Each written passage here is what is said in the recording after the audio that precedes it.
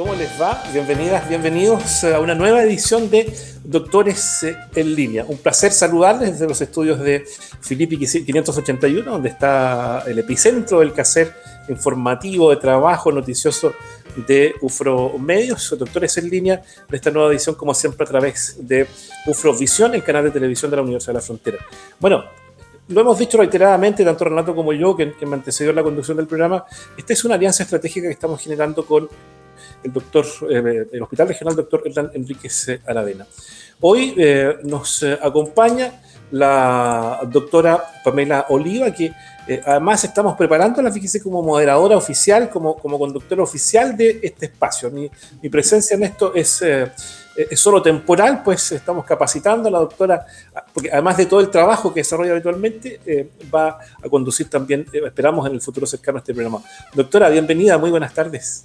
Muy buenas tardes, Patricio. Un gusto estar trabajando con UFRO Medio, que ha sido para nosotros un padrino muy importante en los temas de educación comunitaria. Es un orgullo poder tener este medio para transmitirles a toda nuestra población las cosas que pueden ayudarles en temas de salud. Bueno, tenemos ya a nuestra invitada de hoy, está con nosotros ya en pantalla, vamos a estar presentándola en algunos segundos más porque queremos compartir con ustedes una nota introductoria que vamos a pedirle a la doctora Oliva nos presente. Bien, el hospital tiene múltiples actividades y múltiples prestaciones para toda la región. Y dentro de ellas, una empresa importante en esto ha sido el desarrollo de las actividades de laboratorio, de forma tal que se va a mostrar una nota de lo que es el laboratorio del Hospital Hernán Enríquez Aravena en la actualidad. Vamos entonces con más de 50 años de existencia, el laboratorio del Hospital Hernán Enríquez Aravena ha brindado apoyo a los servicios de salud de Araucanía Norte, Sur e incluso Valdivia. Actualmente cuenta con 7 secciones de funcionamiento como bioquímica, inmunología, biología molecular y la unidad de toma de muestras de pacientes ambulatorios. Tenemos una cartera bastante amplia de alrededor de más de 400 exámenes de laboratorio. Nosotros eso los tenemos obviamente dividido en las secciones que expliqué anteriormente y tenemos una cartera bastante amplia para exámenes de urgencia y paciente crítico, en donde podemos dar continuidad a la atención también en distintos aspectos de la atención clínica. Antes de la pandemia, el laboratorio contaba con 65 funcionarios, pero dada a la alta demanda en exámenes, la dotación se multiplicó un poco más del 100%. Los 120 funcionarios cuentan con turnos rotativos para dar atención las 24 horas del día. Tenemos un funcionamiento, como dije, permanente. Trabajamos principalmente en horario inhábil también con los servicios hospitalizados y de urgencia y tenemos una constante recepción de exámenes de toda nuestra red de laboratorio de Araucanía Sur, la cual la componen los servicios consultorios de atención primaria, de hospitales familiares comunitarios, hospitales nodales y los cuales en red contamos con 24 laboratorios de los cuales somos parte. Desde el año 2019, esta importante unidad ha sufrido cambios tecnológicos, logrando la implementación de un sistema informático que permite una fluida comunicación con toda la red de salud. Entre otras cosas, realizar solicitudes de exámenes electrónicas desde los servicios públicos. Eso permite una eficiencia mediada básicamente en evitar el papel que se utilizaba antes en las solicitudes, y esto hace que podamos también tener un proceso de integración donde las muestras ya llegan rotuladas digitalmente a nuestro laboratorio y con eso hacemos que los exámenes se demoren mucho menos tiempo en ser procesados, porque salta una etapa de recepción que teníamos que hacer en el laboratorio. Las integraciones son varias. Tenemos la solicitud de medio diagnóstico en el hospital. Se está trabajando una solicitud de medio diagnóstico para el servicio de salud específicamente para que esos exámenes puedan ser solicitados desde cualquier punto de nuestros laboratorios o instituciones que están en red. Y la intención es que básicamente las muestras sean tomadas desde origen para que puedan pasar a los distintos laboratorios de la red y llegar en última instancia a los exámenes de alta complejidad en nuestro laboratorio. Esto permite que los usuarios puedan revisar los resultados de sus exámenes a través de la página web, mediante un código, un número de petición de exámenes que lo tiene el paciente cuando se toma la muestra. Le entregamos un número de petición, un número de solicitud. Además de su RUT, ellos pueden ingresar a la página, a la parte de consulta de la página web de nuestro hospital, y ahí pueden descargar los resultados de exámenes correspondientes a su solicitud. Además, hay otras alternativas para evitar que el paciente realice los trámites presenciales. Esto gracias a la coordinación con el CDT, permitiendo que las solicitudes lleguen directamente al laboratorio. Y después nos comunicamos directamente con los pacientes para efectivamente agendarle una hora y citarlos para que puedan venir en un tramo de horario a la toma muestra a efectuar el procedimiento. Eso es sumamente importante.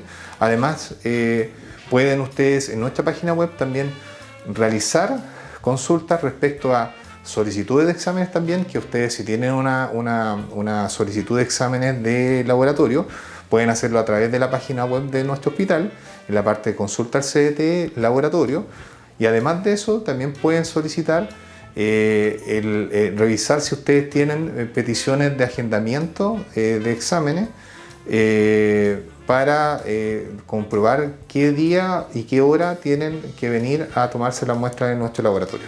Un laboratorio que ha ido desarrollándose en materia tecnológica para acercarse a los usuarios de una manera más amigable y accesible, evitando extensas esperas para obtener la atención requerida.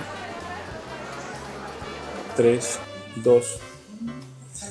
Y estamos de vuelta entonces con Doctores en Línea a través de Ufrovisión. Bueno, ya algo anunciábamos al principio de nuestro programa de hoy. Queremos pedirle a la doctora Oliva que nos presente a nuestra invitada de esta edición de Doctores en Línea. Bueno, para mí es un gusto enorme poder presentar a otra pediatra con la cual hemos trabajado por mucho tiempo, que es la doctora Pamela Caro Recio.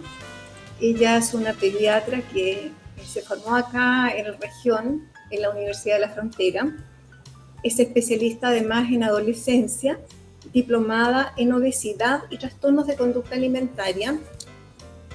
Es vicepresidenta de la rama de adolescencia de la Sociedad Chilena de Pediatría, secretaria de la filial Araucanía de la Sociedad de Pediatría y actualmente es la encargada del Policlínico de Adolescencia del Hospital Hernán Enríquez Aravena y la coordinadora de la Comisión de Identidad de Género de este mismo hospital. Ella ha tenido una formación continua en toda esta temática hace mucho tiempo ya que está trabajando y ha sido un gran aporte para nosotros, sobre todo que son temas que están tan vigentes hoy en día. Así que quiero saludar a Pamela, darle la bienvenida y darle las gracias por estar con nosotros hoy día. Hola, buenas tardes. Agradezco muchísimo la invitación y la oportunidad de poder conversar como temas de este grupo etario que me encanta, que son los adolescentes y que de repente quedan un poquito dejados de lado. Así que muchas gracias por la invitación. Perfecto, muchas gracias, doctora Oliva, por acompañarnos. Bueno, doctora Caro, digo, ¿no? La adolescencia sin duda es una de las etapas más dinámicas del ser humano, doctora, lo sabrá usted. Se acompaña de cambios físicos, cognitivos, sociales y emocionales que generan tanto oportunidades como desafíos a los jóvenes, sus familias y por supuesto también a la sociedad.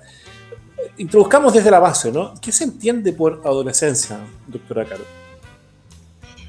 Bueno, cuando hablamos de adolescencia hablamos de esta etapa de la vida que va más o menos entre los 10 y los 19 años. Como que sabemos cuándo empieza, porque decimos que la adolescencia empieza cuando empiezan a aparecer los cambios puberales, ¿verdad? Cuando empieza a cambiar el cuerpo de niño, ¿ya? Con el desarrollo de los caracteres sexuales secundarios. Y termina teóricamente a los 19 años, pareciera ser que se pudiera extender más en el tiempo, porque en el fondo, como tú decías, Patricio, tiene que ver con cambios físicos y también tiene que ver con muchos cambios que se producen a nivel psicológico y psicosocial, ¿cierto? Donde el ser humano se transforma de un niño, va adquiriendo autonomía, independencia, capacidad para tomar decisiones a futuro, a largo plazo, independencia física, social, psicológica también, capaz de tomar mejores decisiones. Entonces, se prolongaría como hasta los 20, 21 años probablemente. Y va de la mano con cambios, además, en la estructura del cerebro, etcétera. Sí. Ahora,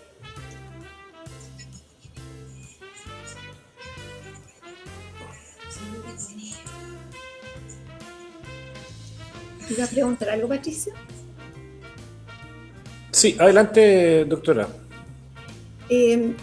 Pamela, a mí me gustaría que nos pudieras señalar cuáles serían las condiciones para tener una adolescencia saludable, porque siempre la adolescencia es como un tema contingente en la familia, no estamos preparados para los cambios que se producen y de repente estamos viendo que hay factores de riesgo significativos en esta etapa.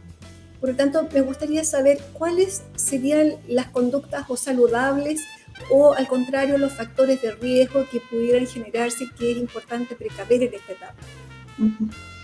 Como uno podría hablar de que hay factores como protectores y de riesgo como en distintas áreas, ¿cierto? A nivel escolar, por ejemplo, es factor protector el tener como un buen vínculo con el colegio. Ojalá estar en un colegio que no sea tan grande, con cursos no tan grandes, ¿cierto? Como para poder ser identificado dentro del establecimiento educacional, tener un buen rendimiento académico. Entonces serían factores de riesgo estar en un colegio demasiado grande, no tener como buen acceso, como podría haber sido lo que ha pasado en este tiempo, ¿cierto? Que muchos chicos no han tenido como un buen acceso a la parte de educación por el tema de conectividad, etcétera. Entonces hay como factores que tienen que ver con la parte escolar. Habrían otros factores que tienen que ver un poco con el tema de las amistades, con quienes me junto, participar también en actividades deportivas, en grupos como clubes deportivos o grupos de iglesia, scout, esos son factores protectores. El lugar donde vivo también puede ser un factor de riesgo o un factor protector, ¿cierto?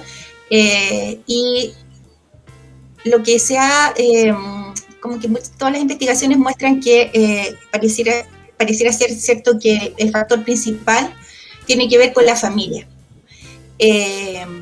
Más que si la familia hay papá y mamá, sabemos que en nuestro país hay muchas familias donde hay mamá, y la mamá es la jefa de familia, la jefa de hogar.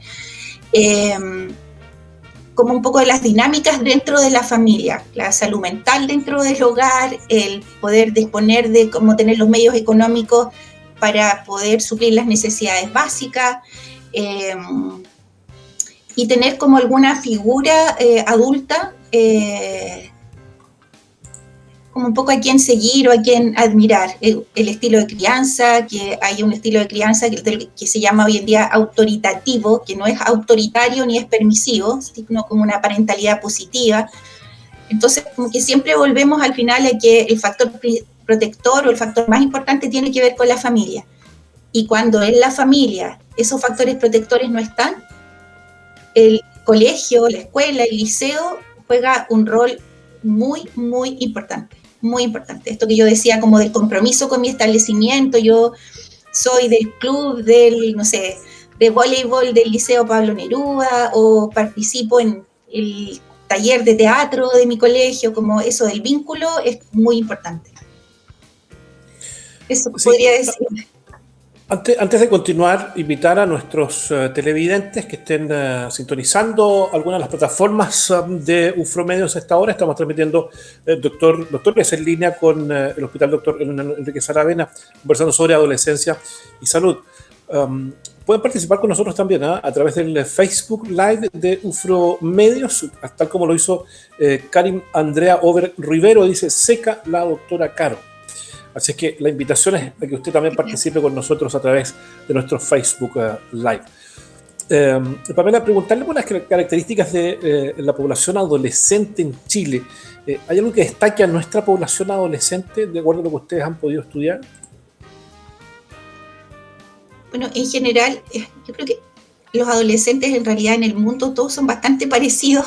En nuestro país, si nosotros pensamos como en el último censo, ¿cierto? Que somos como 17 millones y medio más o menos nosotros, un 13,6%, 13,5% corresponde a los adolescentes, o sea, a personas que tienen entre 10 y 19 años. Entonces, igual a lo que ha ido pasando en el resto de Occidente, nuestra pirámide ha ido cambiando, ¿cierto? Como que ya no es realmente una pirámide, sino que tiene como otra forma, porque los niños y la población joven han ido disminuyendo proporcionalmente con los adultos, en relación a los adultos mayores. Probablemente hay algunos datos y características que van a ir cambiando, o cifras que van a ir cambiando cuando se hagan más análisis después de la pandemia, pero estaba pensando, por ejemplo, en temas que tienen que ver con, no sé, consumo de sustancias, por ejemplo.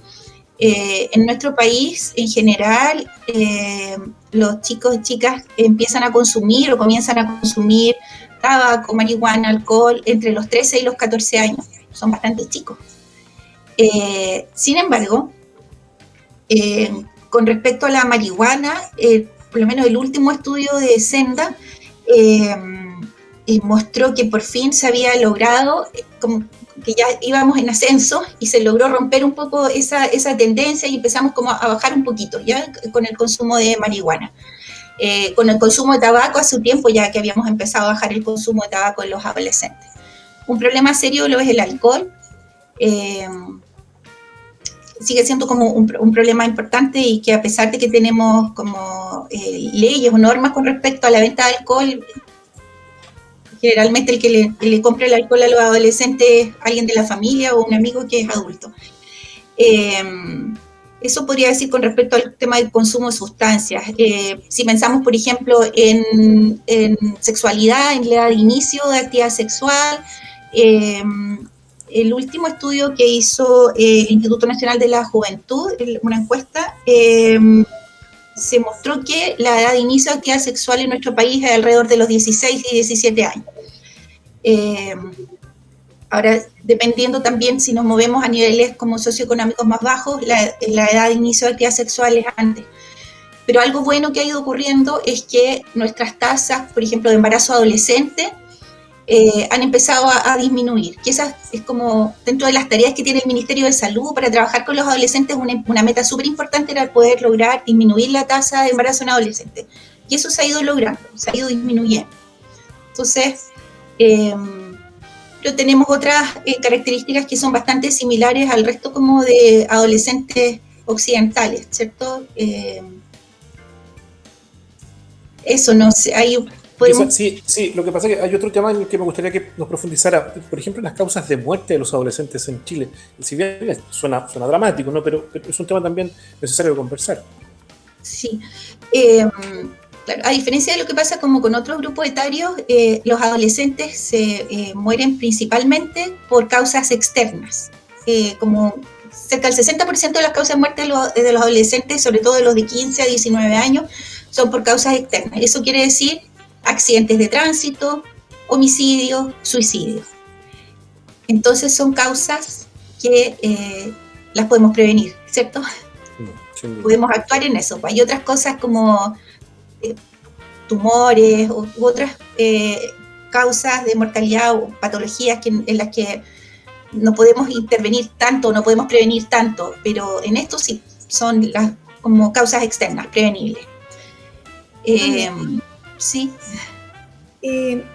Una cosa significativa también que creo que es importante es cómo la pandemia ha afectado a los adolescentes. ¿Hay algunos indicadores que se conozcan que nos puedan mostrar? Sí, bueno, se están haciendo como hartas investigaciones con respecto a eso. Tenemos los estudios que ya se empezaron a hacer, o la pandemia empezó antes, digamos, en China, ¿cierto?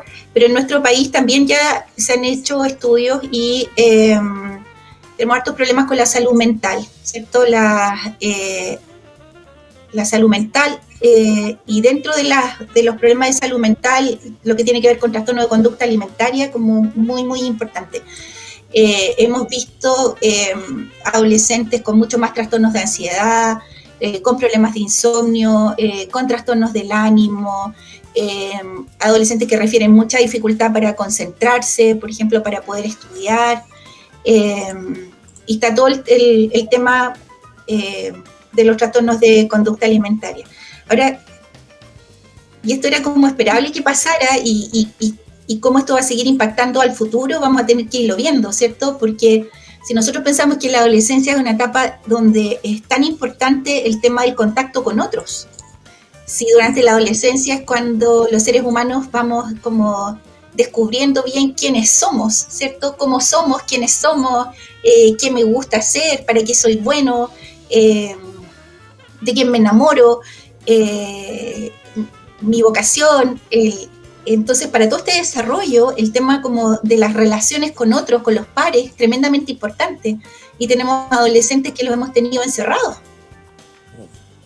Entonces, y claro, hay algunos que más ansiosos o más tímidos, que estudiar en la casa, desde la casa, y no tener que exponerse, entre comillas, a estar en contacto con otros, les resultó cómodo. Y ahora que están como retomando las actividades presenciales, les resulta tremendamente difícil poder volver al colegio, a actividades presenciales. Y tenemos todo este otro grupo de adolescentes que tenían su grupo de amigos, que participaban en clubes deportivos, etcétera, y que de verdad el impacto en su salud mental es algo tremendo. Por eso yo digo que todavía no lo logramos como bien, como dimensionar bien. La soledad, el aislamiento. Porque, claro, también uno podría decir, bueno, pero hemos estado más en la casa, entonces, como la familia más unida. Pero es un estar todos juntos, entre comillas, porque, y probablemente en las casas de muchos de nosotros, ¿cierto? Y la gente que está mirando ahora el programa, empezó a pasar, que nos quedamos todos en la casa. Al principio era rico, entretenido, y después es que yo tengo el teletrabajo, entonces es que yo necesito estudiar, es que yo también, o yo tengo que trabajar, y yo también, y se me cae la conexión a internet, las mamás pendientes de los niños más pequeños que necesitaban más ayuda para el colegio, y en el fondo como que los adolescentes, estando con mucha gente, igual han estado súper aislados. Entonces, si le preguntamos acá a los psiquiatras infantos juveniles de nuestro hospital, el número de consultas ha aumentado en forma impresionante, de verdad, así como que no, la capacidad de los colegas para poder atender toda la demanda que hay, o en los servicios de urgencia, que yo también trabajo en la urgencia en el hospital. Yo creo que todos los días estamos pidiéndoles interconsultas a los psiquiatras por adolescentes que tenemos, que requieren, que han ido a consultar a la urgencia y que requieren una evaluación por psiquiatra. Entonces, todo ha sido como bien dramático. Yo creo que el grupo etario más afectado, en mi opinión, son los adolescentes y los adultos mayores. Sí, sin duda. Muy, muy terrible. Y en ese aspecto también ellos quedaron con la pandemia, al igual que muchos otros grupos de personas, digamos, como fuera de los controles normales, ya fuera por controles de salud, quizás muchos aspectos de morbilidad, incluso probablemente personas que estaban recibiendo anticoncepción, probablemente pudieron haber quedado como rezagados de esta continuidad del control. Así que sin duda que tienen que haber hartas consecuencias agregadas. Ahora, los adolescentes requieren de controles de salud, aunque no sean tan seguidos como los niños más pequeños. Sí, qué buena pregunta, agradezco la pregunta. Sí, porque como que todos se olvidan así, los niños van periodo lactante, los preescolares van bien al control, pero después ya los adolescentes como que se olvidan, llegan pacientes que no han visto, nadie los ha examinado hace 3 años, 4 años, ¿cierto? Entonces sí, bueno, a nivel ministerial existe el control de joven sano. Acá en nuestra región también está eso implementado en los establecimientos de atención primaria. Existe otra actividad que es muy bonita, que tiene el Ministerio y el Programa de Adolescencia, a nivel de atención primaria, que son los espacios amigables. Entonces, es súper importante acudir, y que si hay acá también personas que nos están escuchando, que tienen hijos adolescentes, esos programas están funcionando en atención primaria, son programas súper buenos, y es importante que los chicos se hagan un control de salud, y la recomendación es hacerlo en forma anual. Si es que no hay ningún problema, digamos, y está como control de joven sano, una vez al año, pero es importantísimo, sí. Camila, pero esos programas, digamos, ¿tienen una atención integral o hay personas que ven una parte, otra parte ven, por ejemplo, lo que es la parte de prevención de embarazo, otros sí, digamos, cómo está la parte física, etcétera, etcétera? ¿Ellos tienen que pasar por diferentes puertas o hay una sola puerta que es capaz de recibirlos y atenderlos de forma integral? Bueno, en el control de joven sano se aplica se usa como una ficha que se llama, que es la ficha CLAP, que en este minuto está en el ministerio, la están como actualizando o haciéndole alguna mejora. Entonces se evalúan muchos factores ahí, desde la familia, la escolaridad, el entorno social y todos los aspectos que tengan que ver con salud física. Entonces hay adolescentes que van a requerir solo volver a control en un año más, pero hay otros adolescentes que van a requerir, por ejemplo, atención con la matrona o intervenciones con el equipo de salud mental, y ahí van a ser derivados dentro de los establecimientos. Yo no trabajo en atención primaria, pero tengo como harto contacto con la dirección de servicio, con la referente del programa de salud del adolescente.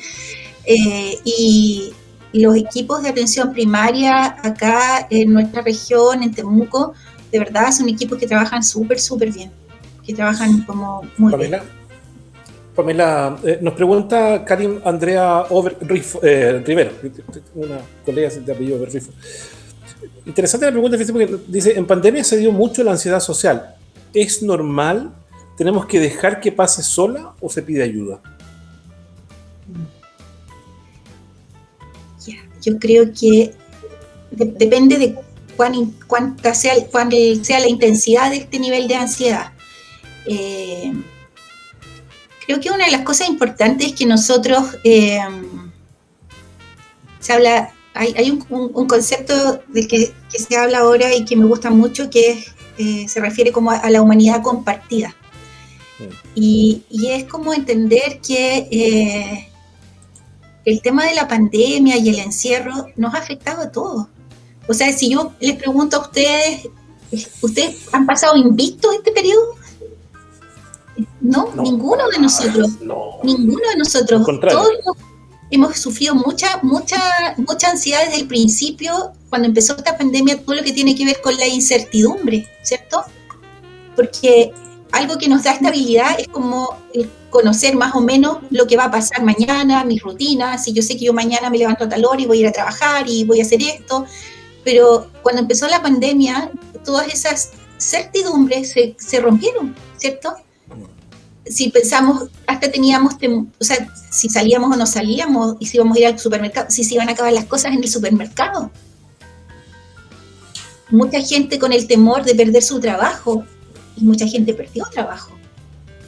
Entonces, se produjo todo este nivel de ansiedad en general, y las personas que en particular sufren de ansiedad social, que es esto del estar en contacto con otros, se les dificulta. Muchas personas y adolescentes que ya habían estado adquiriendo herramientas para trabajar su ansiedad social, eso se vio frenado.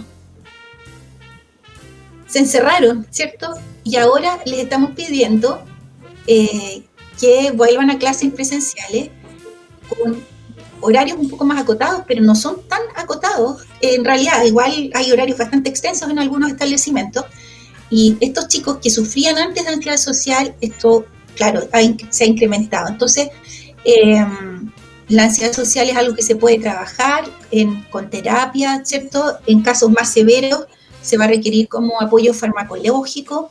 Entonces, yo creo que si si el nivel de ansiedad es algo que dificulta el desempeño de las tareas cotidianas, requiere consultar, ¿cierto?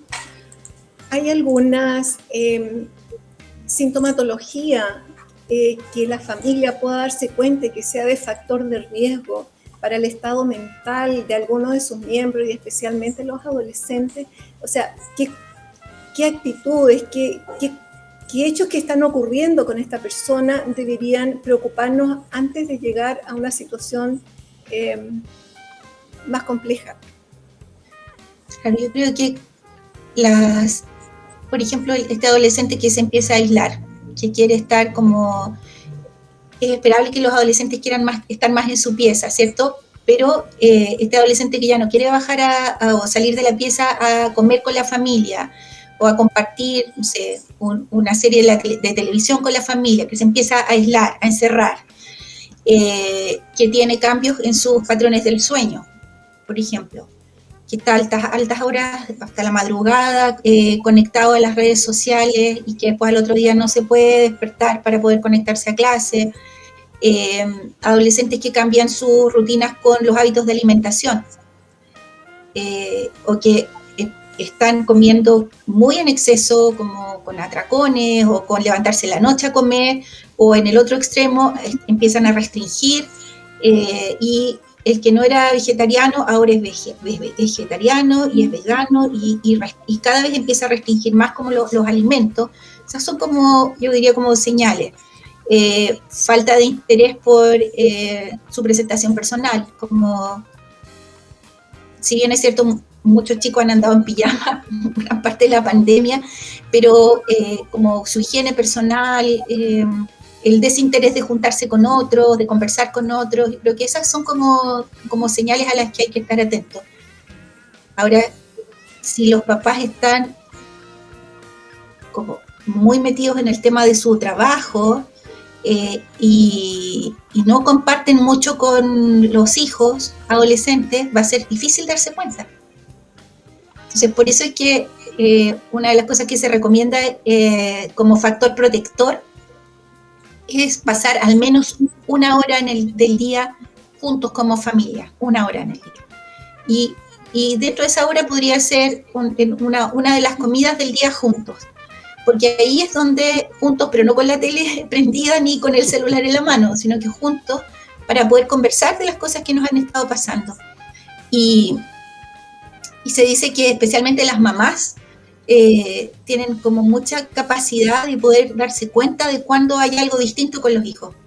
Muchas veces son las mamás las que se dan cuenta que algo le pasa, no está igual que siempre, la carita está rara, pero si no tenemos eso, no nos permitimos esos espacios, va a ser difícil podernos dar cuenta. Sin duda. Pame, y en esto también tendrían valor los estados como de rabia exagerada, intentos, por ejemplo, de autoagresión. O sea, claro, eso ya son señales mucho más graves, que hay algún problema, ¿cierto? Porque tal vez uno podría decir que antes de llegar a esa etapa es como importante validar las emociones del otro. Y eso, yo creo que esto de validar las emociones es también súper importante, esto de cuando el hijo, no sé, está estresado porque no aprende en clase, porque con las clases online no logró aprender, y está estresado y tiene miedo, y es normal, en vez de decirle, ya, pero no te preocupes tanto, si no importa, por último repites el año y el otro año lo haces de nuevo, es como decirle, entiendo que te sientas mal, entiendo que esto es súper difícil para ti, es normal que tengas pena, es normal que tengas rabia, esto le está pasando a muchos chicos en todo el mundo.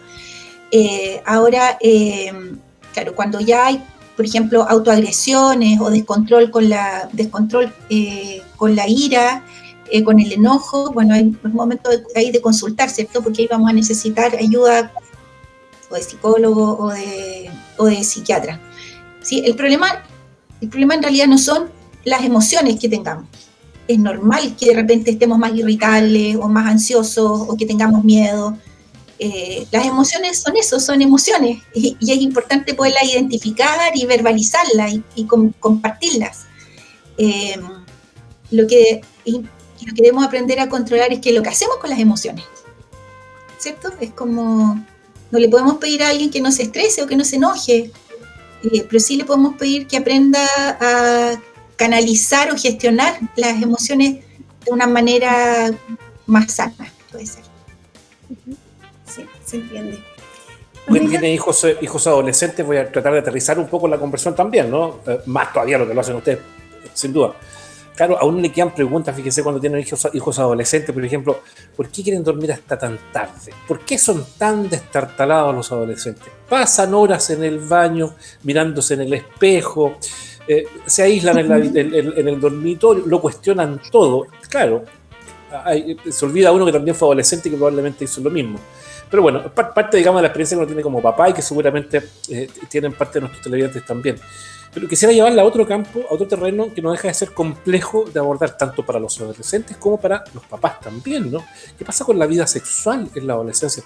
Estamos en un proceso de la vida caracterizado por la búsqueda de identidad, la necesidad de intelectualizar todo y de fantasear. En esta dimensión de la adolescencia, ¿qué pasa con la vida sexual? ¿Cómo se vive la sexualidad en la adolescencia?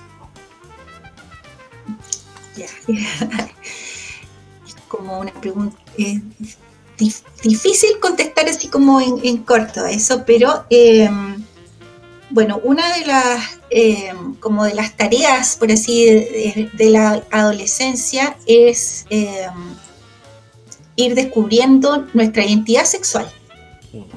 ¿Ya? No sé si hacia allá apunta la pregunta o no. Es como poder identificarnos y reconocernos y reconocer cuál es mi orientación sexual, cuál es mi identidad de género y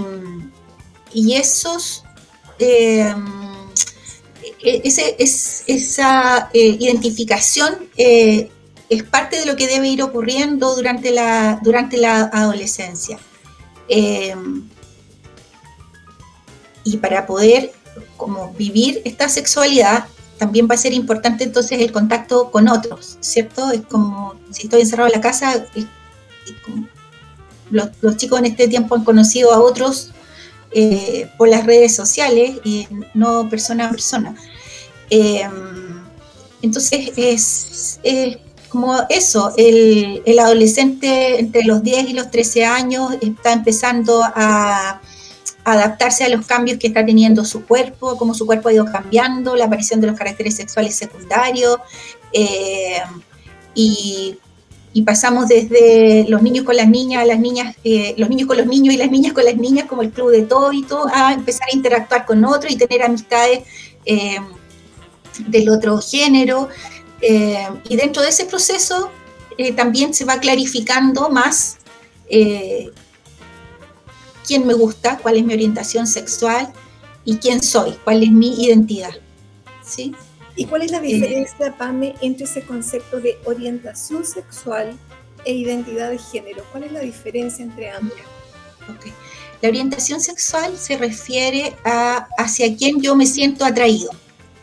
Y en general, los seres humanos vamos descubriendo nuestra orientación sexual como 8, 9 años, inicio de la adolescencia. Vamos ahí descubriendo bien quién me gusta, ¿sí?